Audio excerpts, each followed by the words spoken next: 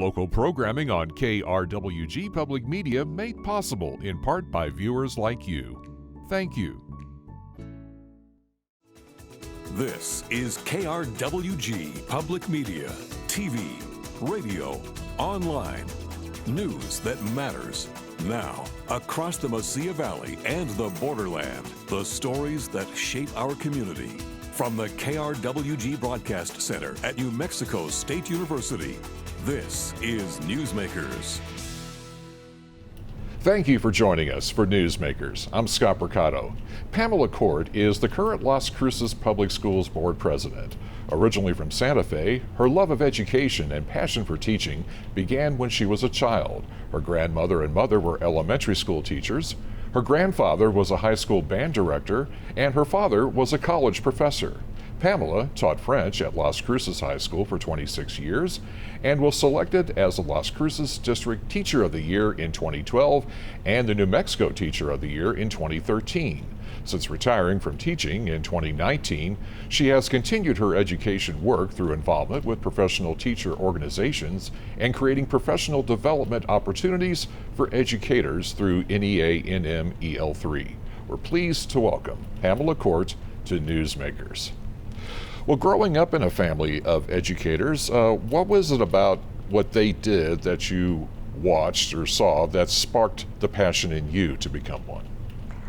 I think all of us, when we grow up, think about being a teacher, or maybe that's just me. But my mother would bring home those old red grade books, and I'm the oldest of three girls, and so I would teach my sisters and give them grades in my little red grade book. But as I got older, I decided I didn't want to do what my parents did, and I wanted to do something else. And it took me traveling to France after I graduated from college to realize that teaching was my passion, because everything that I did in France, I tutored people in English, I translated songs for people all over the place, I taught little kids how to ski in the Alps, and everything brought me back to teaching. And so it wasn't until then. So in my adolescence, I'm like, I'm not going to be a teacher. And then it took me traveling abroad and realizing that was my calling. It's what I needed to do. So is that what sparked your interest in teaching French to high school students? Yes, I had a great French teacher in high school, and decided that that's what I wanted to do. And my mother's an elementary school teacher, my father is a college professor, and so I said, well, I'll be a high school teacher, and that's completely different from what you do. And they laughed, because yes. So you kind of went your own way and yet followed their path. Exactly. Gotcha. Exactly. Well, what was rewarding about being an educator? Oh my goodness, there's so much, and it's mainly the students. Mm-hmm. The students are incredible. You come to school every day is a new day, every day is a new challenge. And sometimes I feel like I learned more from the students than they maybe learned from me. It's a great job to have, especially when you love what you do, because every day is different, and all of the kids just create this community that's so wonderful to be a part of. Well, let's dive into past and present issues involving Las Cruces Public Schools. Let's start with the new school boundaries that the LCPS board approved last year. Why were those new school zones necessary, and who will be the most impacted? So it'll be everybody up on the East Mesa that are the most impacted, mainly because that's where all the growth is going on in our community. We're seeing the least amount of growth on the west side and in the middle of town, of course, because there's no other way for us to grow. And so we had overgrown schools on that side of town, and because of the overcrowding, we needed to readjust to make sure that, and I'll just talk high school for a little bit, so that the high schools all had approximately the same amount of kids. Because as you know from the last redistricting that we did when Centennial High School opened, Mayfield lost an awful lot of their population. And so that's pulling some of that population back to Mayfield and just evening up Oregon Mountain High School, Centennial High School with Las Cruces High and Mayfield. Well, another concern is immigration enforcement policies under the current presidential administration. Do you have concerns about those policies and how they've been addressed by the school board? So I think our policy is very solid, and we've sent out instructions to all of the schools about what should happen should immigration officers come into the schools. So there is a set of instructions. You look at the documentation, you alert the superintendent's office, you alert the school security, you don't let that person into the school until all of the people have been alerted, we understand what the paperwork is and what's going on. My concern is that there seems to be a lack of following rules when it comes to immigration and picking people up. And so my hope is that everybody knows what's going on, that all of our front office staff, they know what's going on, and they're all really cognizant of what's happening and careful. But when you catch people at a busy time, when there are a bunch of people going back and forth, some things can happen. And so that's my biggest concern. But we've put so many things into place to make sure that it doesn't. It's just, it's my fingers crossed at this point. Has it been utilized yet? No, it has not. Okay. We have not had any incidences of anybody coming in and asking for children. But everyone is prepared for it. Everyone is prepared. And as a public school, we do not ask for students' immigration status. That is information that we don't have. Okay. Well, New Mexico Attorney General Raul Torres recently filed a lawsuit to stop the U.S. Department of Education from unlawfully withholding critical education funding, nearly $45 million, which was slated for New Mexico schools. How would that lack of funding directly impact Las Cruces public schools? So right now we're looking at a $3 million shortfall for Las Cruces public schools. $3 million. That's quite a bit. Right now, right now, we're just going business as usual because we haven't received anything official from the PED, right? So we have a $3 million shortfall, but we're not seeing the effects of that yet. Where it will impact, if it does happen, is our Head Start program, is our after-school program, and some of our programs for English language learners and special education students. And so what we're doing right now is preparing in case that does happen, right? Because at the moment, things haven't trickled down here yet. Does that make sense? Mm-hmm. So we're preparing, moving some things around, making sure that we have the funds. Back in January, when all of this started to happen, I know our state legislature said we have money in the coffers that can help public schools get through this time. However, they've been pretty silent since now this time is here or almost here. So we're hoping that we can get the money from the state that we have in reserves, and if not, you have to get rid of some things in order to make that funding happen. Well, another issue not specifically related to schools, measles. The measles outbreak has reoccurred. It started in West Texas. It's finally made its way eventually over the border to our side. Are there any precautions set up in Las Cruces public schools as far as vaccinations and whatnot to deal with any possible measles outbreak? So our vaccine policy remains the same at Las Cruces Public Schools, and so for a measles vaccine, they require K through 12 students to have 2 doses of the MMR vaccine. If you are younger than, I think, 54 months, then you'll need to have at least 1 dose of the MMR vaccine. Where we're seeing some different things is if the adults do not have any sort of immunity. If they haven't had a vaccine, if they didn't have measles, if they didn't have measles when they were young, if they were born after 1954, they need to show some proof of immunity because we're trying to keep our staff safe. from any kind of measles outbreak that would happen. And of course, staff can choose not to get a measles vaccine, or there's a test that you can do that they test your blood to see if you have the immunity in your system, so you can do that as well. And if staff chooses not to do that, that's of course their choice. But if they have to take an extended period of time off because they are infected with measles, then after their period of sick days that they can take off, if that exceeds that, then that becomes their own time. Does that make sense? It makes sense. Okay. Unlike what we were talking off the air about when we were kids, we're roughly the same age, lining up to get our measles shots along with all the other crying kids. Exactly. Things have changed. Things have changed. Things have changed quite a bit. Yeah, lining us up like cattle almost. Everybody's getting their shot with all the kids screaming, but anyway. Well, other issues have been absenteeism and declining attendance in schools. What do you think have been the reasons for both, and how have they been or are being addressed at LCPS? So chronic absenteeism is truly one of the biggest problems, because if the kids aren't in school, how can we teach them? How can we reach them? How can we do all of those things?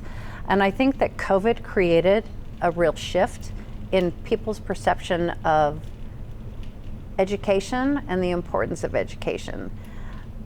Parents were saying, well, my kids could stay home, they could sit in front of a computer and they can get some things done. Why should I send them to school? And kids were thinking, well, I have all the information I need on my phone. Why do I need school? And so what we're doing to address it is creating pathways for students so that they match their interests. What is it that you want to do with your life, right? So we have, we have all of our pathways of, so if you want to go into the medical field, here's some courses that you can take that'll move you into that direction. And creating more hands-on learning and project-based learning where, yes, you can learn alone in your bubble, but part of society, most of society is you must go out and work with others. So creating those opportunities for the students to do that.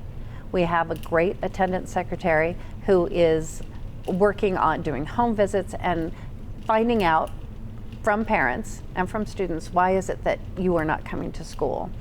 We are working with NMSU, and NMSU has a group of students in their social work program that work directly with us, that work with our attendance secretary, going out into the homes, inviting programs into school, creating more interest, and getting at those root problems of why kids are not coming to school. It's a problem. We've decreased our chronic absenteeism, and by chronically absent, that means that a student misses 10% or more of the school year. And we've decreased that by about 5%, but we're hovering close to 30% of our kids are not showing up. And we're trying desperately to get everything figured out. We've got a lot of things in place. It's just taking time to change the attitudes. Well, last April, a New Mexico District Court judge found that the Public Education Department had not complied with previous orders in the Yazzie Martinez education equity case and ordered the state to begin the process for creating a plan to rectify the situation. What are your thoughts on the ruling, and has it impacted decisions that's been made on the school board? Yes, it absolutely has impacted decisions that we've made on the school board. One of the things that came out of the Yazzie Martinez lawsuit was that every district, should create an equity council. And we have a very active equity council here in Las Cruces Public Schools. And what is that? So the equity council is so it's run by Dr. Roberto Lozano. And we have 2 board members who are on the Equity Council, and I served on the Equity Council until this year. We have parents, and we're trying to get students involved as well. So parents, teachers, board members, and admin. And what we do is look at everything through the equity lens. Is what we're doing, are the policies that we're creating, are they all done through the lens of equity? Meaning, are we doing what's best for every student. Not equally, because equal and equitable does not mean the same thing. If I need glasses, that doesn't mean that every kid has to have glasses. We get glasses to the people who need the glasses. Does that make sense? Mm-hmm. So our Equity Council has been in effect, that actually started during COVID and is still going strong, and just making those small changes one step at a time. Well, another issue has been teacher turnover rates. It's also been an issue in New Mexico schools. There was a report of an estimated 23% turnover rate last year. Why are teacher turnover rates so high, and how is that being addressed? So is that a state stat, or is that a state stat? Okay, yeah. Because I believe that our stats are lower here in Las Cruces Public Schools because we have addressed it through teacher pay. Mainly through teacher pay. So we have one of the highest paid districts in the state. So that is one of the issues. The other is and if I can just talk with if I can just talk with my teacher voice for a second, that teachers have been villainized, right? That everything that's wrong with the public schools is because of the teachers. And that's been an ongoing effort for quite a while. And so it's hard to go to work every day to have, speaking from a high school point of view, to have 30 kids per class for 6 classes, making 10,000 decisions all at once, all of the time, and somebody telling you, you don't know what you're doing. You don't know how to teach my child, where we do, and the teachers are doing such an incredible, amazing job, but society has, for lack of a better word, villainized teachers. And so it's that with low pay, lack of respect, people thinking, oh, they just teach because they take their summers off. There are very few teachers that take an entire summer off. They are constantly doing professional learning, professional development, and going through everything. And it's creating that societal shift to public school educators are doing all the right things, because look at the humans that we're creating, right, that are coming out and doing great things in the world.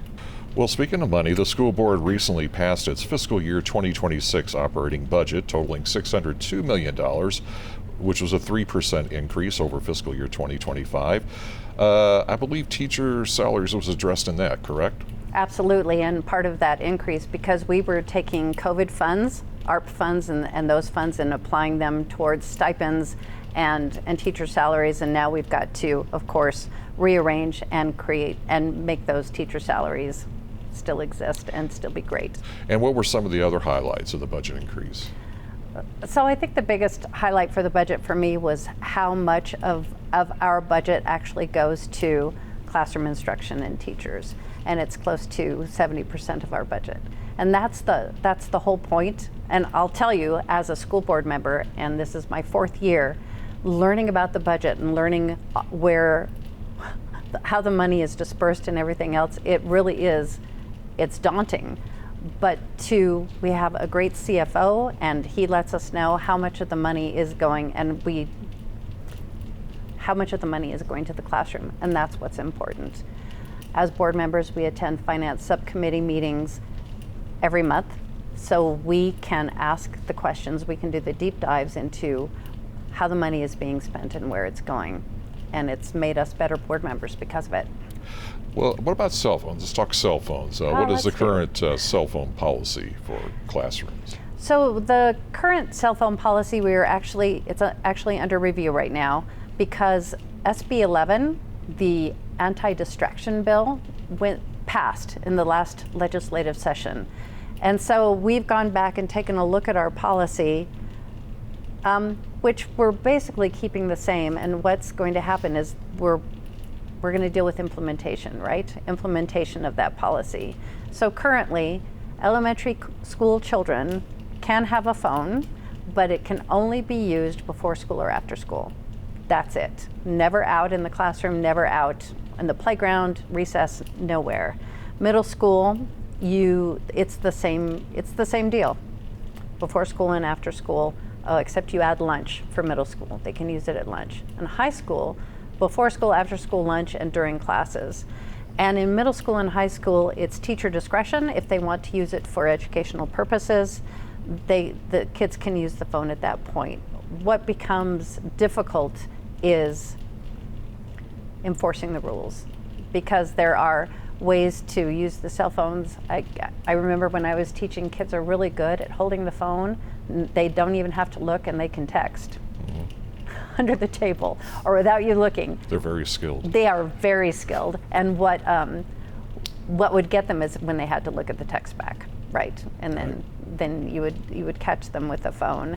We are currently involved in a lawsuit with Singleton and Schreiber. It's a multi-state lawsuit targeting social media and what it's done to children, the effects that it's had.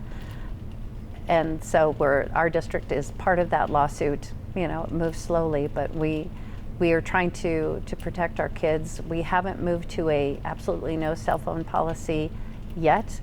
We're just waiting to see how our implementation of these rules that have been in existence for a while.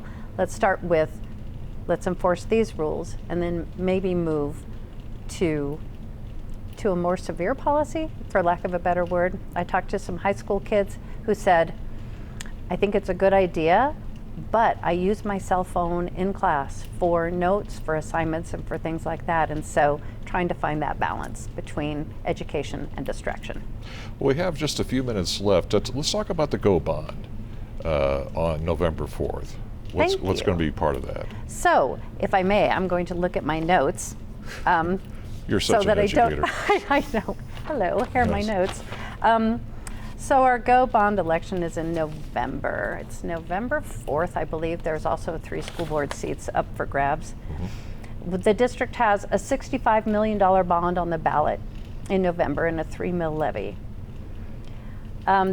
This, of course, will not increase your property tax rate, and this bond is used for capital improvements. Erecting, remodeling, additions, equipment, furnishing, purchasing, improving public school grounds, and providing matching funds for capital outlay projects. The big one is $20 million for Mayfield High School. That school has been needing a facelift for a bit, so I'm really excited about that one. And $22 million for kitchens and roofs and an operation annex, and $23 million for upgrades for safety and security on all campuses, and plus some HVAC. So all that money is going to go to some great use for our kids. Well, we have about 2 minutes. Okay. Talk grades. How are the grades? Have they been improving among the students? Yes. So when we look at we do beginning of the year data, middle of the year data, and end of year data, and we're still gathering the end of year data, but we have seen, and I'm going to look at my notes again because I want to tell you the correct numbers, we have seen some great growth in students, and when we go back to the Martinez-Yazzie lawsuit, we have seen growth in the is it 3 or 4 in the Martinez-Yazzie, the English language learners, emergent bilinguals, Native American population, and special education. And we've seen some real growth in all of those areas. As far as proficiency gains, our students are performing at or above, the students that are performing, at or above grade level more than doubled, which is fantastic news. And so our goal in our strategic plan is that we see growth in 100% of our students. Each student grows at a different rate. We're meeting students where they're at, and so I love that goal because we just want to see growth in all students, and we are getting there. We're getting there, and we should have the end of year data really soon to know if we've got 100% growth. I'm excited. And graduation rates for high schools? Graduation rates for high schools continue to increase, and we are above the state average for Las Cruces Public Schools. Well, Pamela Cort, Las Cruces Board President, I appreciate you being on our show. It's been a pleasure speaking with you. Thank you, Scott. It's been a joy. Thank you. And thanks for joining us for Newsmakers on KRWG Public Media. This will be our last episode of the program as we move fronteras of changing America to this time slot. You can always watch this and past episodes of Newsmakers on our YouTube channel. You can connect with that from our website, krwg.org, where you can also sign up for our newsletter, visit our community calendar, or catch up on news anytime. Thank you for your support, and thank you for watching. Stay tuned for Fronteras, A Changing America, coming up next.